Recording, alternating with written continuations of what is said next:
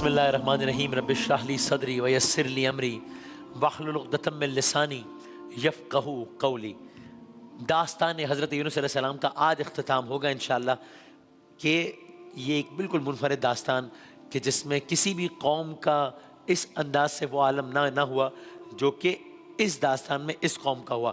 اب تک کا خلاصہ کیا؟ یہی اللہ کے نبی ہیں یونس علیہ السلام، بستی والوں کو تبلیغ کی، بستی والے نہ مانے، اللہ کے نبی اس اندازے کے ساتھ کہ اب یہ بستی والے اب یہ ایمان نہیں لائیں گے، اللہ کے نبی نے وہ بستی چھوڑی۔ پھر اس کے بعد بستی پر عذاب کے آثار نمودار ہوئے، اس کے بعد بستی والوں کو اپنی غلطی کا احساس ہوا، بستی والوں نے توبہ استغفار کیا، عذاب کے آثار چلے گئے۔ ایسا پہلے کبھی نہیں ہوا تھا، عذاب کے آثار بہرحال چلے گئے۔ پھر اس کے بعد کیا ہوا؟ اللہ کے نبی یونس علیہ السلام ساحل پر پہنچے، بستی چھوڑ چکے تھے، ساحل پر پہنچے، ایک کشتی میں سوار ہوئے، کشتی میں طغیانی آ گئی اور بالآخر قرآن اندازی کے نتیجے میں یہ طے ہوا کہ ایک شخص کو اس کشتی سے اتارا جائے، وہ شخص یونس علیہ السلام تھے۔ 3 مرتبہ قرآن اندازی میں آپ کا ہی نام آیا۔ اب کیفیت کیا ہے؟ اللہ کا نبی ہے، چاروں طرف پانی ہے، چاروں طرف سمندر ہے، ایک مچھلی ہے، اللہ کے حکم سے اللہ تعالیٰ کا نبی مچھلی کے پیٹ میں ہے، وہاں آبی مخلوقات کو آپ اللہ کی تسبیح کرتے ہوئے سن رہے ہیں۔ اور قرآن کریم کی مشہور و معروف آیت جو کہ میری آپ کی ہم سب کی سنی ہوئی ہے، جس کا ورد میں اور آپ اکثر اوقات کرتے ہیں، اس آیت کا پس منظر بھی اسی داستان میں چھپا ہے۔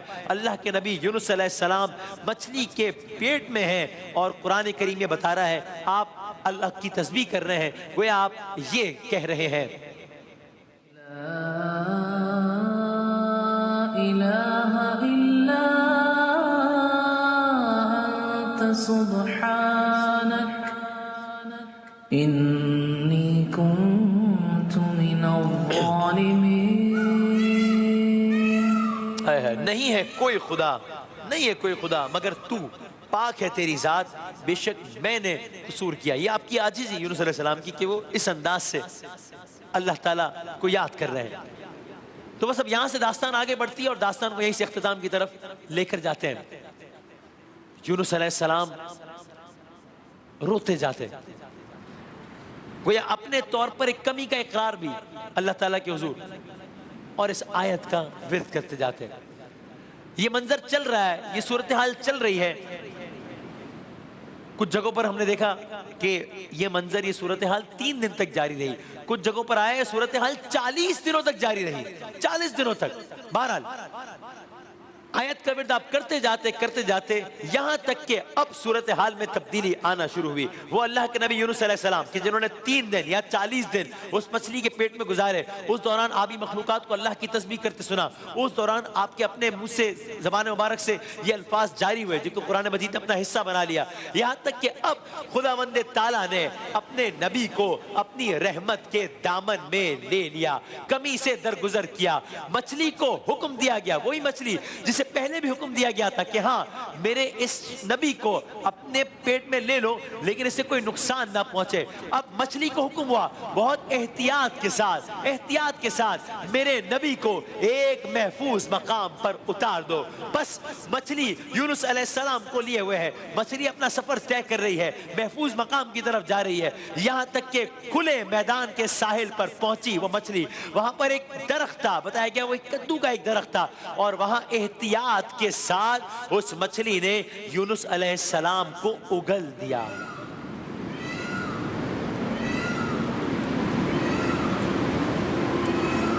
اللہ اکبر! یعنی اللہ تعالیٰ کی قدرت، اللہ تعالیٰ کے حکم پر کل ایک نبی کو، یونس علیہ السلام کو، کل سے مراد یعنی کچھ روز پہلے،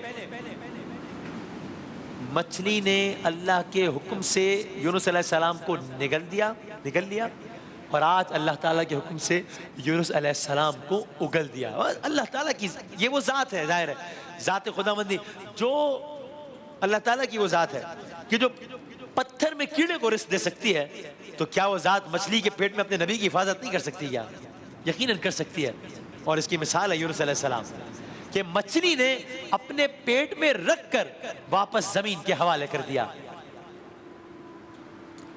جب یہ واقعہ ابتداءً میں پڑھ رہا تھا تو میرے ذہن میں بات ایک خیال آیا تو میں نے ذرا کچھ چیزیں دیکھی. ویسے ظاہر ہے ہمارا ایمان ہے کہ جو چیز مطلب قرآن مجید میں لکھی ہے اس سے معتبر سندی کوئی نہیں ہو سکتی, لیکن ویسے ہی سمجھنے کے لیے میں نے, تو اگر یہ لگتا ہو کہ مچھلی کے پیٹ میں زندہ رہنا اگر بظاہر ناممکن نظر آتا ہو اگر, تو یہ جو ویل مچھلی ہوتی ہے, لارجسٹ میمل, اگر ہم صرف اسی کو ایک لمحے کے لیے سوچ لیں, ویل مچھلی کی حیت دیکھ کر اندازہ ہوتا ہے کہ ایسا ممکن ہے کہ اس میں رہ کے بھی انسان زندہ رہ سکتا ہے. ویسے تو اللہ تعالیٰ ناممکن کو ممکن بنا دیتا ہے ظاہر ہے, لیکن ایک ممالیہ جانور ہے ویل جو سمندر کے اوپر آ کر اپنے پھیپڑوں میں آکسیجن بھرتی ہے, اور یہ آکسیجن مقدار میں اتنی زیادہ ہوتی ہے کہ کوئی ذی روح اس میں بآسانی سانس لے سکتا ہے. یعنی میں نے یہ پڑھا کچھ جگہوں پر, ایک جو بڑی بلیو ویل ہوتی ہے اس کی لمبائی 75 فٹ تک ہو سکتی ہے, 75 فٹ تک ہو سکتی ہے. عام طور پر انسان 6 فٹ کا ہوتا ہے, 6 فٹ 7 فٹ, تو 6 فٹ کے انسان کے لیے 75 فٹ لمبی ویل کا پیٹ گویا کیا عالم ہوگا, گویا ایک بہت بڑا ہال ہوگا.